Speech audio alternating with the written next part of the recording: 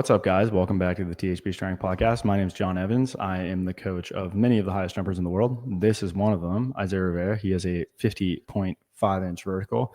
And in this episode, we're going to talk about the penultimate step for 1 foot. We don't do a lot of 1 foot content, so I figured it would be a good time to cover some of that. Before we do that, I want to mention that we are doing a 6-week challenge right now. It's a free 6-week challenge. If you can increase your vertical 2 inches in 6 weeks, you put a deposit down and you can get your money back for free. Pretty good deal. So consider doing that. There is a link in the description. So if you go there, there will also be a pinned comment where you can fill out an application, see if you're a good fit for this challenge. So, Isaiah, anything I forgot? No. All right. We can get into this. So basically, 2 foot, 1 foot, you have a stride known as the penultimate step. If you guys don't know what that is, it is the second to last stride. It is where you lower and maintain or potentially even increase your velocity. Well, not the most. You definitely lower the most during that stride. You'll probably decelerate slightly during it, but you want to mitigate that as much as possible. So, Isaiah, you've done a little bit of 1 foot jumping. What do you notice in terms of the differences, sensations, positions between 1 foot and 2 foot penultimate step? You probably didn't practice it ever, right? You just did basketball. No, the first time I ever heard of the penultimate step was Adam Lincoln. Because I used to. When did I high jump? I remember the first time I ever high jumped, I was like 13. There was a middle school meet, and I went home and then I just started researching how to do it, like I do with anything. Literally anything. Like if we were to say let's go bowling tonight, I will go on Google and search up. Do you think the competitive side of you will ever die, or this is just going to be for the rest of the time? It'll always be alive. I don't even know if it's competitiveness. It's more like curiosity. I just want to do as good as I can at the thing. I've done it with everything, bro. Like we go to Top Golf. I've looked up. I'll be at Top Golf looking up like how to do the swing and stuff like that. What's funny is Dom yesterday we were driving and he was like, I was like, yeah, I love failing. It's just like such a good way to learn. It like pushes me. It tells me I try my hardest. And he's like, yeah, I do too. But then emotionally, I just like get upset with myself. And I'm like, why? And he's like, because I have such high expectations for myself. And it was like a moment where I sat back and I was like, why don't I feel that way? And I was like, oh, because I'm not trying to break world record. Yeah. Like you guys are high performance athletes and, I'm not going to have that experience. It's not that I don't want to do well or I don't want to be the best I can, but I've kind of accepted like I'm probably not going to have a 1 foot vertical of 50 inches and that's okay. I just want to do the best I can do. And to do that and stay consistent, it means not having expectations that are too lofty where I'm going to get, discouraged if I don't achieve them. I think it's kind of an unspoken thing that you guys internally have, the drive to go break world record. Like that's not normal by any stretch. I take it like my competitiveness is realistic. So what I always do is like I find someone that's a little ahead of me and then I strive to become better than them at whatever the thing is. And then I set like a new target and then go from there. That's good. That's a good way to approach it. Yeah. Because then you can like, I think to me, competition's fun. And I think doing it like that makes it fun while also being realistic. That's always been something about me. I've had like, I'm not going to go try to be the best at something that I don't actually think I can. Like there's like potential, like a chance. Yeah. I've learned that at a young age. Yeah. But how this connects to the story. So there was like a big track and field meet for the middle school. We had to go high jump. So then I started looking up how to high jump and I just went down a deep rabbit hole. And then I also played basketball. So it's like applicable, like jump high off one, works for both things. And that's when I first found out about the penultimate step. And I have a very vivid memory of being frustrated because it wasn't explained very well. It was almost like everything I saw about it, it almost seemed like some like magical thing. Like I agree. And I could not for the life of me figure it out. And some people would explain it in different ways. They would call different parts. Some people would say like your last contact, like that's the penultimate step. But then I Yeah. was like, wait, but it's second to last. That's your last stride. Like it just didn't make sense. It was super, super unclear. And it was very frustrating because I actually, specifically on one foot, I tried to do it a lot, a lot, a lot, a lot, a lot. So that was my experience with one foot. And then 2 foot, I don't, it was like I was 16 or 17 when I found out the penultimate step for 2 foot was a thing. Um, as far as how they differ sensationally, uh, 1 foot is more effortless, takes less effort. 2 feet, I am pushing as hard as I can and being very violent with it. And just it's more effort versus yeah, 1 foot is just like it's way more effortless. I wouldn't describe it as feeling very long. Like it feels more like actually best way to describe it. 1 foot feels like a penultimate step. 2 foot feels like a penultimate jump. Yeah. I agree. Those are like the two differences for me. I think too, it's like 2 foot, you're probably about the same in terms of how low you are, but the fact that it's a bilateral takeoff, meaning 2 feet, you're going to have like an asymmetric bilateral takeoff. So each foot is experiencing something different. They're not perfectly symmetrical like a box jump, standing box jump. So I think you need to do that for multiple reasons. One, you need to give yourself time to reposition the limbs. I think that's one consequence of it being a good 2 foot takeoff. The second is that you're going to break a lot in the plant foot. So you can afford to launch yourself into the takeoff like that, where 1 foot, you wouldn't be able to do that, right?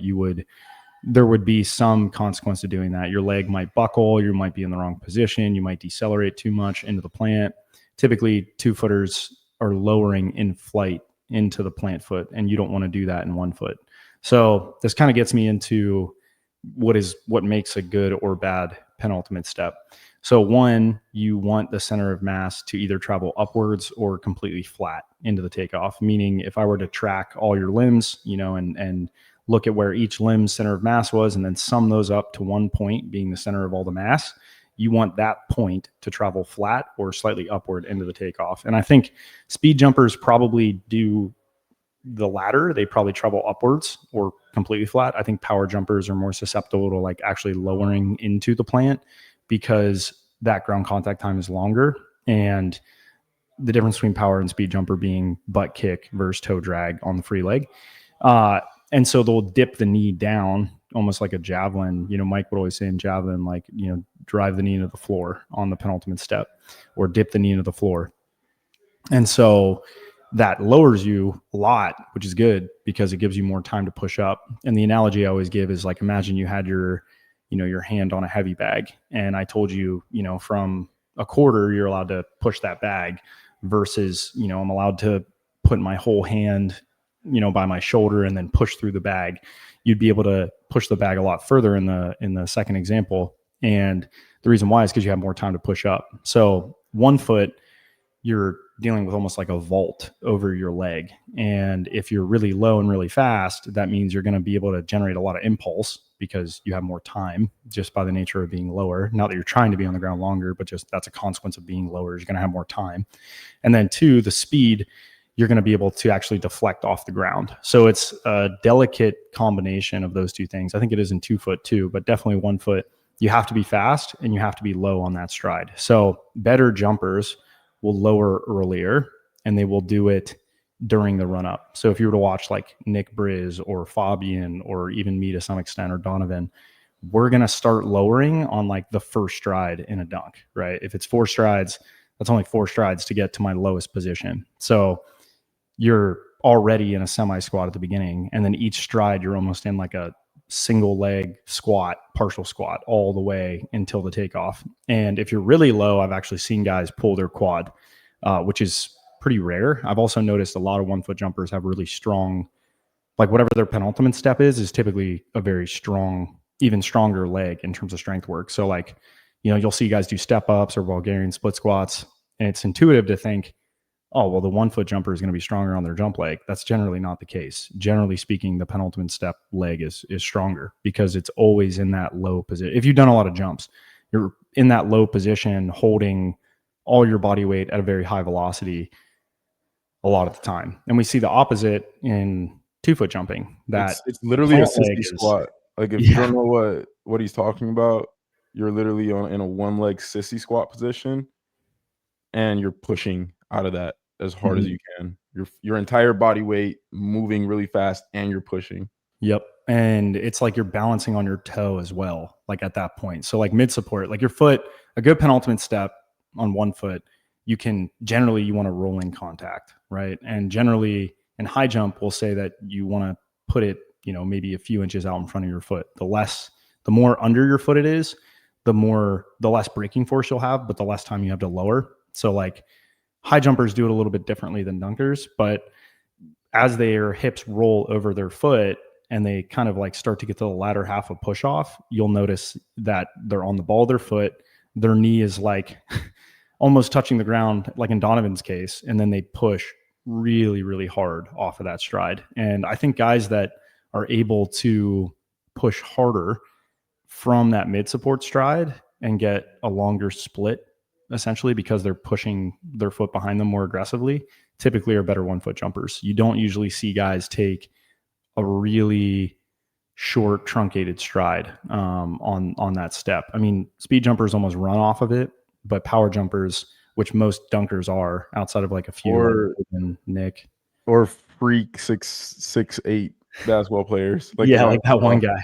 Yeah, he's an exception as well. And so I've always jumped better when I have a longer split on the penultimate step. I kind of throw the leg behind me. The downside for me was I started to piss my labrum off. So I think I've kind of gotten away from doing it as much, and my takeoffs have gotten a little bit faster as a result. And the impulses probably overall, like obviously the higher you jump, the higher the impulse. But I think overall, I have less time to push up and probably less. I don't even know if I have less velocity.